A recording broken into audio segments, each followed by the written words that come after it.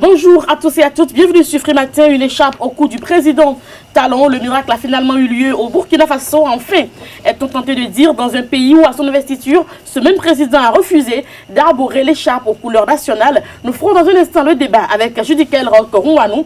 Il est le directeur adjoint du journal L'Informateur. Nous parlerons également de l'affaire judiciaire Oloé et l'église de Guadamé. Y a-t-il eu du favoritisme dans la procédure? Nous aborderons donc ces deux sujets dans un instant.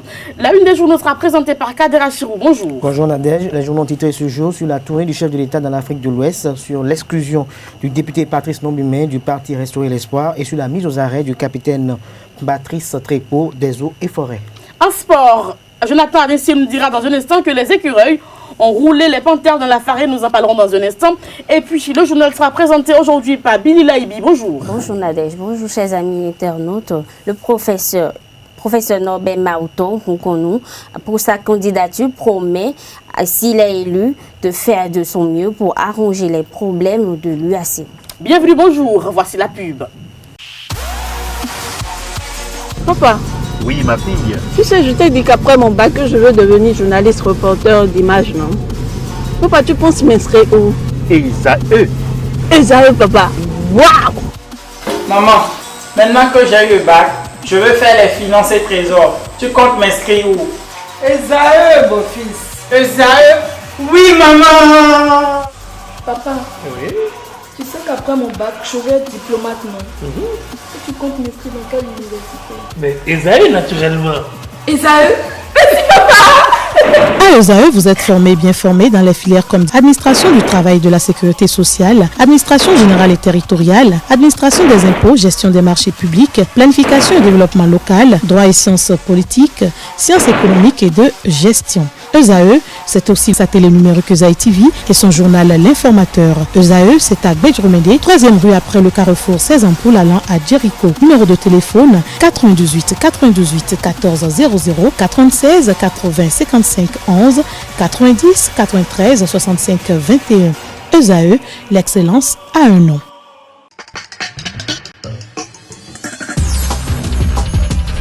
Et nous commençons cette une des journaux par le quotidien du service public La Nation. Oui, nous commençons par le quotidien La Nation qui titre en manchette « Visite de travail et d'amitié du chef de l'État au Burkina Faso. Échange sur les projets intégrateurs ». Toujours avec le quotidien national d'information. Protection de la côte du littoral. Le Parlement autorise 108 milliards de francs CFA de crédit. Nous passons au progrès. Grève dans le secteur de la santé. La pression continue. Toujours avec le progrès. Examen de DEAT et de BEAT. Le DEC et Lucien Coco donne le top depuis Sékou. L'Indépendant, réforme au niveau des activités du port autonome de Cotonou. Le BESC démarre le 1er novembre prochain. Toujours avec l'Indépendant. 3e forum de l'entrepreneuriat annuel à Lagos les 13 et 14 octobre 2017. La Fondation Tony et Lemu rassemble plus de 1300 entrepreneurs et chefs d'entreprise africains. L'autre vision, réforme au port autonome de Cotonou. Le BIM prend la gestion du bordereau électronique de suivi des cargaisons à partir du 1er novembre 2017. Matin libre, complot contre les opposants que cache le silence du gouvernement. Toujours avec un matin libre, élection au Bénin, adieu la Sénat et la Lépi, c'est une interrogation à la une du journal L'Informateur. Port autonome de Cotonou, le BESC géré par le BIM dès le 1er novembre prochain. Toujours avec le quotidien béninois d'information générale et d'analyse d'informateurs. Visite du chef de l'État Patrice Talon dans la sous-région ouest africaine. Le chef de l'État continue l'offensive diplomatique. Toujours avec l'Informateur, relations commerciales, la CIB et le Nigeria porteur de New Deal. Nous passons à l'événement précis. Travaux de construction du lot 1 de l'axe Parakou-Djougou. Grogne contre Ebomaf à Parakou. L'événement précis toujours tourné du chef de l'État dans la sous-région. Patrice Talon élevé à la plus haute distinction au Burkina Faso. Les pharaons, exclusion du parti Restaurer l'Espoir. Exclu du parti Restaurer l'Espoir. L'honorable Patrice Nombimé dénonce une procédure biaisée et réaffirme son soutien au président Patrice Talon. Fraternité, érosion côtière à l'est de Cotonou. La mer avance, mais 3 points de suspension. Plus de 32 milliards de francs CFA d'accords de crédit autorisés par le Parlement. L'actualité, coopération sud-sud, Talon et Caboret dynamise l'axe Cotonou-Ouaga, le contemporain. Retrait des emplacements du marché d'Antokpa aux usagers fictifs. Le DG Amok Gansé tape dans la fourmilière et remet de l'ordre dans le grand marché. La priorité, visite du chef de l'État au Burkina Faso. Tous les honneurs à Talon chez les hommes intègres. La dépêche, déclaration non conventionnelle du chef de l'État. Talon entre jouissance et gouvernance. Diakpata. Complot aux fins de gagner de l'argent gratuitement des caisses de l'État, heurté à la vigilance du régime en place. Le camp Bako cherche un bouc émissaire. Nous passons au quotidien Flash Info qui titre « Fiasco de la visite du chef de l'État en France. Talon fait les frais de l'inefficacité de Aurélien Agbenonsi. » Notre voix, procédure d'entente directe érigée en règle dans l'attribution des marchés publics au Bénin. Le PLP saisit le FMI, la Banque mondiale, l'Union européenne, les Américains, Transparency International et Social Watch. Nous passons à la nouvelle génération. Séminaire parlementaire sur les changements climatiques. Le réseau RPB, CEDD et le PNUD aguerrissent les députés. Nous passons au quotidien Le Béninois libéré, éjecté de son parti Restaurer l'espoir de Hazanaï. L'honorable Nomimé fustige et contre-attaque. Libération pour finir. Marche en vue des caciques FCBE sur la crise au Togo. De quoi se mêlent Legbe, Azatasso et compagnons. La bourse du travail transformée en un siège de parti. Merci à vous pour la présentation de cette une des journaux. Nous passons à présent au journal présentation Billy Laibi. À nouveau, bonjour. Au cours du lancement officiel de sa campagne électorale, le professeur Norbert Maouton Nkonu, candidat au poste de recteur à l'université d'Abomey-Calavi, a tenu une séance d'échange ce lundi avec des jeunes docteurs issus de la communauté universitaire. À travers une allocution, il est revenu sur quelques problèmes qui entravent le bon fonctionnement de l'université et a fait part de ses perspectives s'il arrivait qu'il soit élu recteur. On l'écoute. Les problèmes de rétrocession vont être réglés. C'est-à-dire qu'on ne permet pas aujourd'hui à l'étudiant de payer en plusieurs tranches ses frais de formation et d'inscription. Donc il n'y a pas de raison qu'on rétrocède ces frais-là par tranche. À l'instant T où l'étudiant va payer ses frais d'inscription, au même instant T, la part X qui revient à telle entité Y est constatée sur son compte. D'où la nécessité pour toutes les entités d'avoir leur compte avec celui du rectorat dans la même banque pour qu'il y ait le moins de retard dans cette procédure. Tout cela va se faire dans la transparence la plus totale. Les enseignants sauront combien de sous se trouvent dans les caisses de leurs directeurs et doyens. Le douanier ou le directeur ne pourra plus dire « nous n'avons pas eu les rétrocessions ». D'accord? Ça a l'avantage pour toute entité d'avoir son budget clair en début d'année et de planifier ses actions. Ça, c'est possible. Ça, c'est possible et ça se fait partout. Tous qui sont ici, la plupart, je crois que vous avez fait l'étranger. Mais les faux frais là, ou pour retirer une attestation, un diplôme, il faut payer de l'argent. Ce n'est pas normal.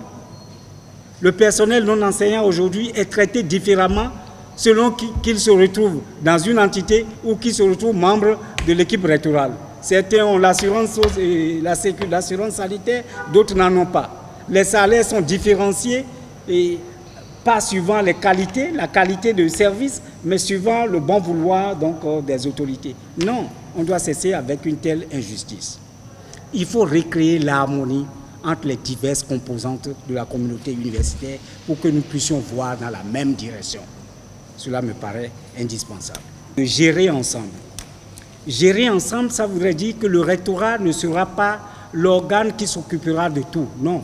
Le rectorat sera assis sur des piliers. D'accord? Sera assis sur des piliers et ces piliers seront détenus par des gens qui regardent dans la même direction que nous. Il faut inscrire dans l'action du rectorat des actes forts qui incitent à l'excellence, des actes forts qui témoignent de l'ambition d'aller vers la science pure.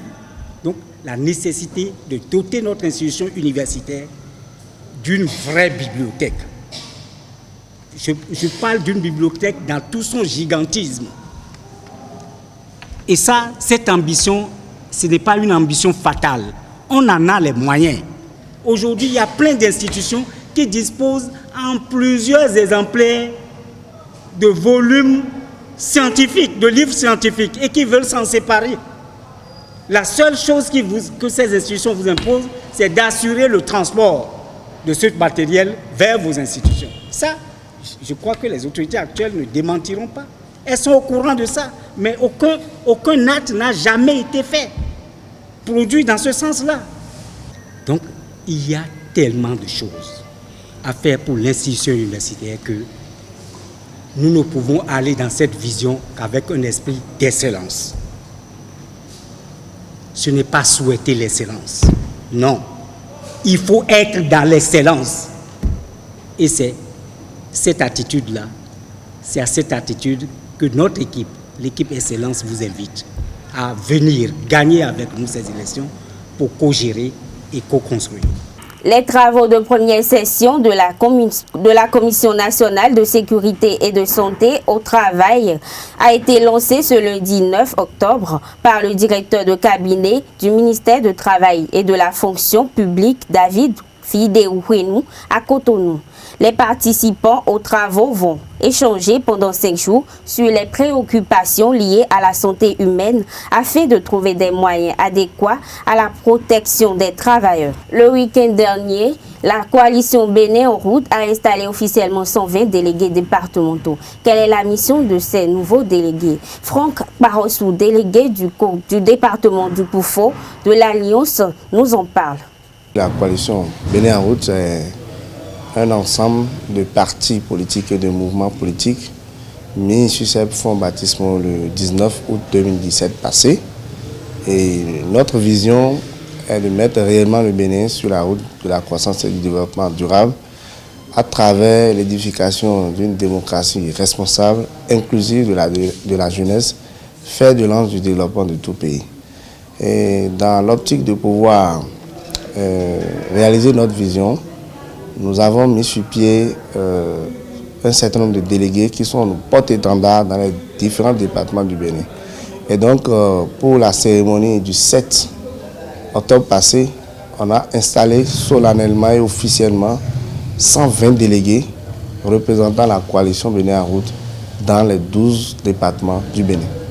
En réalité, ils ont pour mission fondamentale de porter la nouvelle au niveau de toutes les populations du Bénin, d'expliquer le bien fondé d'intégrer la coalition Bénin en route, de ratisser l'âge, de faire en sorte que le rouleau compresseur puisse être adopté par tous les Béninois pour la jeunesse du Bénin. Simplement parce que Bénin en route est là, non seulement pour le développement de notre pays, mais aussi pour mettre la jeunesse au cœur de la gouvernance, la jeunesse au cœur du management de notre pays. Et c'est pour cela que nous profitons pour saluer le président de la République, son Excellence Patrice Talon, qui a su quand même trouver le creuset qu'il faut pour le développement de la jeunesse à travers la traduction de son programme, de son projet de société en programme d'action gouvernementale, qui prend en compte tous les secteurs du Bénin et qui permet à la jeunesse de se retrouver à travers ce PAG. Simplement parce que le problème majeur de la jeunesse aujourd'hui, c'est le problème du chômage. Et donc, à travers ce PAG, nous avons 45 projets phares, 95 projets sectoriels et 19 réformes institutionnelles. Et donc, nos différents délégués doivent travailler également pour la vulgarisation de ce programme d'action afin que sa réalisation puisse permettre quand même à tous les Béninois d'avoir son pain quotidien. Ce n'est pas une coalition qui a été créée autour d'un homme. Ce n'est pas l'arrivée du chef de l'État, Patrice Talon, qui a fait que nous avons créé la coalition Bénin en route. Dans la mesure où la coalition Bénin en route a une vision claire, mettre réellement le Bénin sur la route du développement durable à travers l'édification d'une démocratie stable et inclusive de la jeunesse. Ça voudra dire quoi? Lorsque le président Talon va finir son règne, nous allons toujours continuer à nous battre pour le développement de ce pays. Nous allons toujours continuer à nous battre pour la jeunesse de ce pays. Ce sera tout pour ce journal. Merci à vous pour la présentation. Nous passons au débat avec Judicaël Rock-Rouanou. Il est le directeur général adjoint du quotidien L'Informateur. Dans un instant, le débat. Le débat sur Free Matin. Bonjour, Judicaël Roque-Rouanou. Bonjour, Nadège. Bienvenue, vous êtes le directeur adjoint du quotidien L'Informateur. Vous êtes avec Kader Achiro pour le débat. Et nous parlons de cette affaire qui commence déjà à faire le buzz sur Internet. Le président Talon qui porte fièrement l'écharpe du Burkina Faso alors qu'il avait refusé d'arborer l'écharpe nationale pendant son investiture. Oui, il faut dire que, en fait, est-ce que le président Patrice Talon avait le choix au pays des hommes intègres? Non. Je pense que refuser l'écharpe de l'autre côté serait comme rejeter le pays hôte.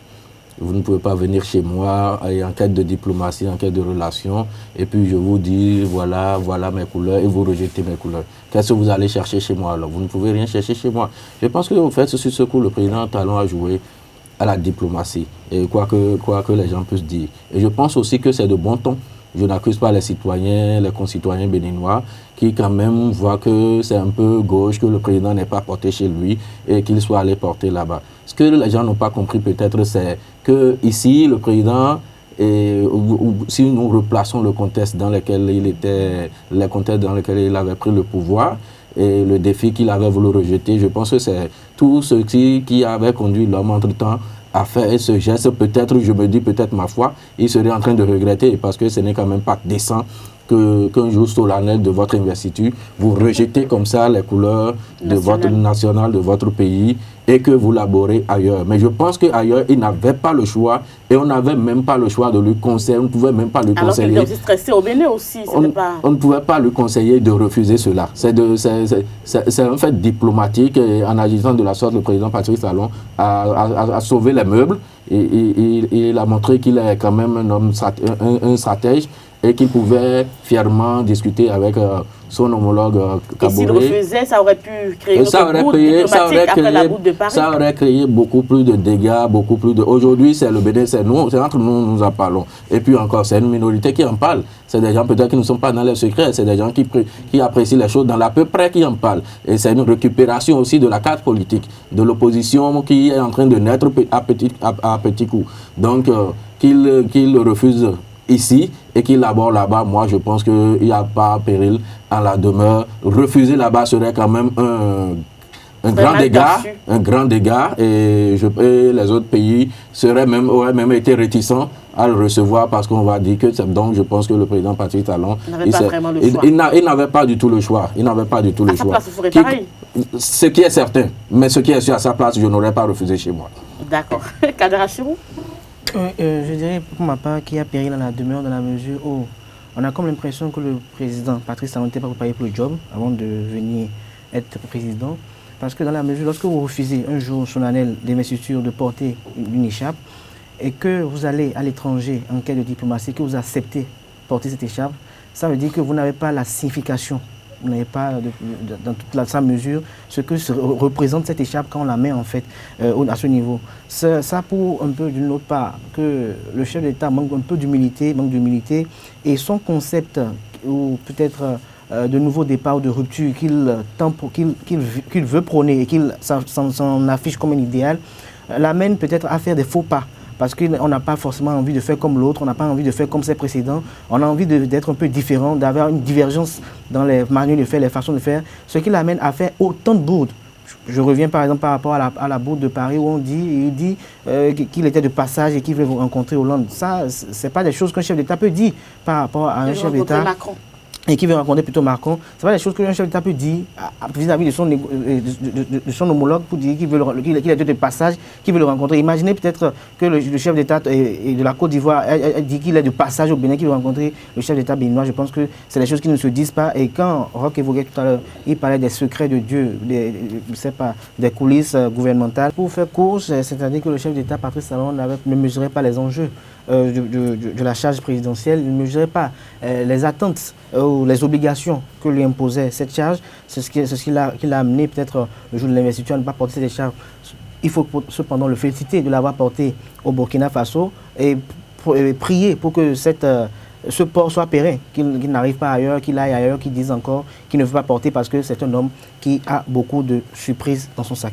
Alors, Roch Judicaël, il y a également l'affaire Oloye et Église de Bonamé. On compare les deux affaires, je ne sais pas pourquoi. Est-ce que vous pensez qu'il y a du deux poids, deux mesures quand même dans ces deux affaires? Bon, moi, j'affirme d'office qu'il y a deux poids, deux mesures. Parce que D'abord, il y a une affaire qui était en cours, c'est l'affaire Banamé. Et c'est Dame Parfaite qui a donné de l'argent à ses évêques, en tout cas à ses responsables, les responsables de son église. Bon, moi je n'appelle pas ça Dieu. Moi j'ai ma foi. Et ma foi n'est pas placée en elle. Ma foi est placée en mon Dieu. Donc par conséquent, je dis c'est Dame Parfaite qui a donné de l'argent à des devanciers de son église qui ont vendu à des fidèles. Et il lui a été demandé de s'enfermer pour faire un rituel. À l'issue de ce rituel, les gens sont décédés. Des citoyens béninois sont morts. Les gens ont été interpellés. À la barre, ceux-là ont reconnu avoir remis l'argent qui a pu causer la mort de ses concitoyens. Et ils ont dit que l'argent-là leur avait été donné par Dame Parfaite et son pape, le soi-disant Vigan. On a vu que le juge a interpellé ces deux. Je ne sais pas si c'est une machination, si c'est un montage, parce que pendant que le jour, même qu'on les interpellait, n'était pas au pays, on a vu le cabinet de Maître Djokbenou, qui est quand même notre garde des Sceaux, qui avait défendu ce dossier au préalable, qui le jour-là, le jour où Parfait devait comparaître, s'est subtilement désengagé, a quitté le collège des avocats. Et on a compris plus tard que c'est du bluff. Parce que elle est revenue au pays, elle a fait une grande messe au stade de l'Amitié, devant tout le monde, et sous escorte militaire encore en plus. Et elle n'a pas du tout été inquiétée. Oléyé, voilà un trafiquant, descendre frelaté, c'est vrai, c'est un contrebandier, tout le monde le connaît. Le pouvoir n'a pas pu prendre les dispositions qui s'imposent pour lutter contre ce phénomène descendre frelaté. Et ça a eu ses conséquences, il y a eu des morts. Là même on peut parler d'homicide involontaire. On peut parler d'homicide involontaire. Pourtant celui-là a été placé sous mandat de dépôt. Il a été déjà jugé et il est condamné pour 2 ans de prison ferme.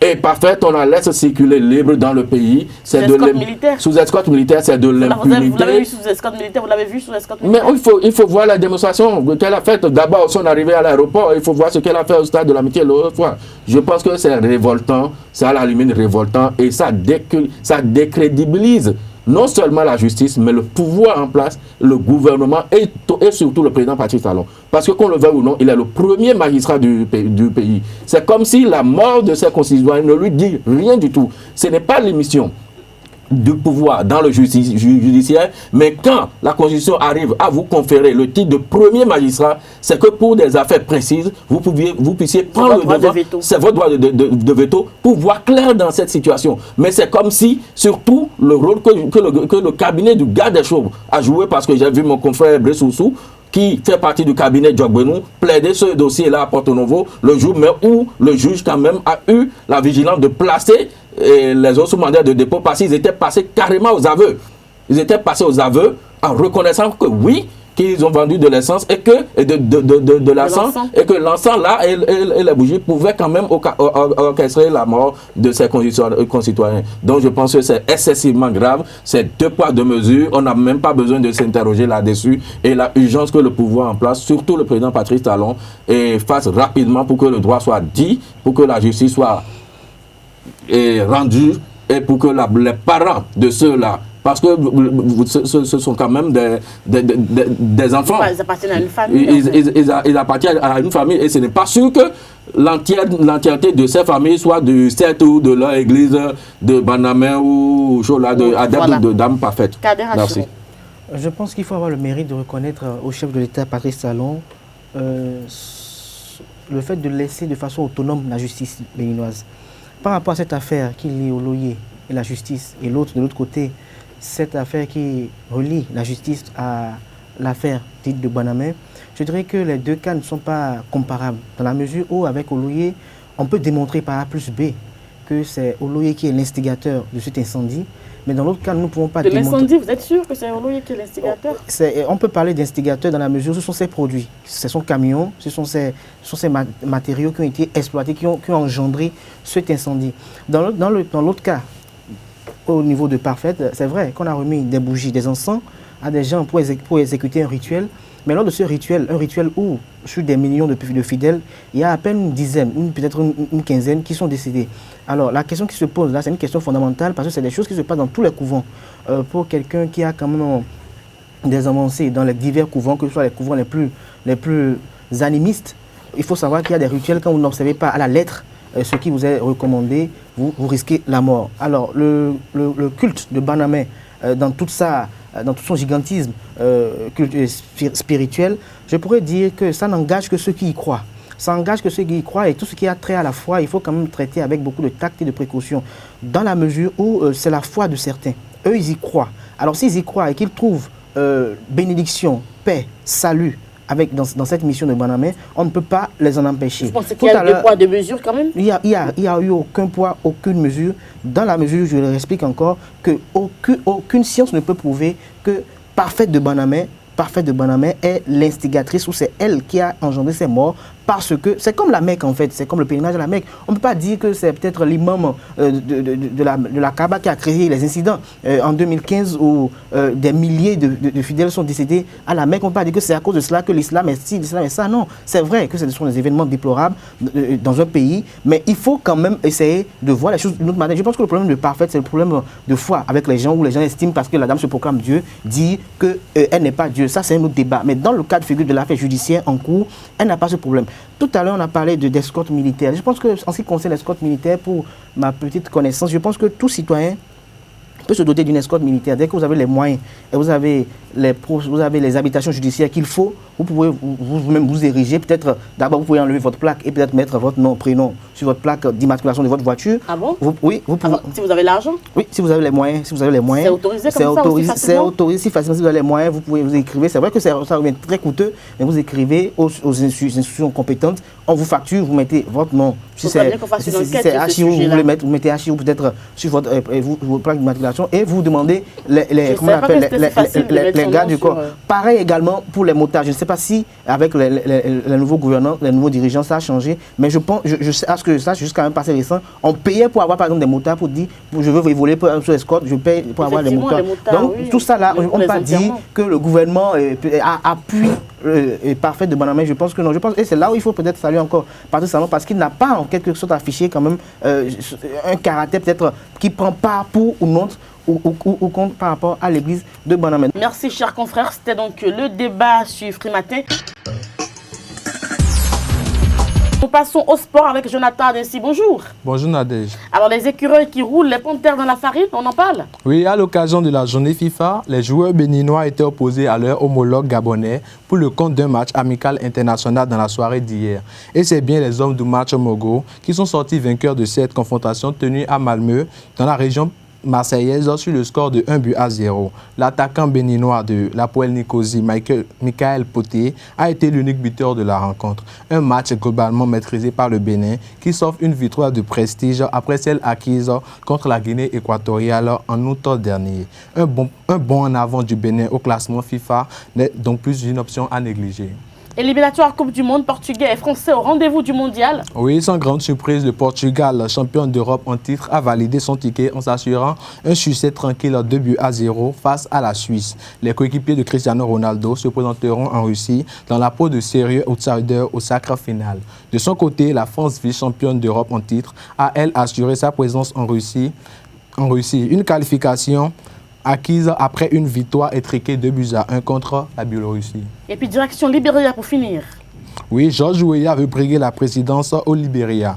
Du football à la politique, c'est le parcours atypique du Ballon d'Or 1995. La légende du club africain s'est présentée pour la 3e fois aux élections présidentielles du Libéria, mais cette fois-ci, c'est dans la peau du favori qui se présente.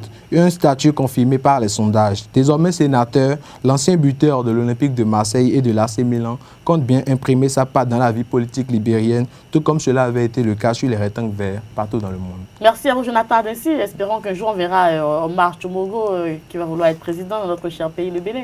Pourquoi pas? Merci Nadège. Merci à vous, Jonathan Adessi. C'était donc les sports sur Frimatin. Et c'est sur cette note de sport que nous bouclons l'émission de ce jour. Merci à tous et à toutes pour l'attention. Portez-vous bien. À demain pour un nouveau numéro. Au revoir.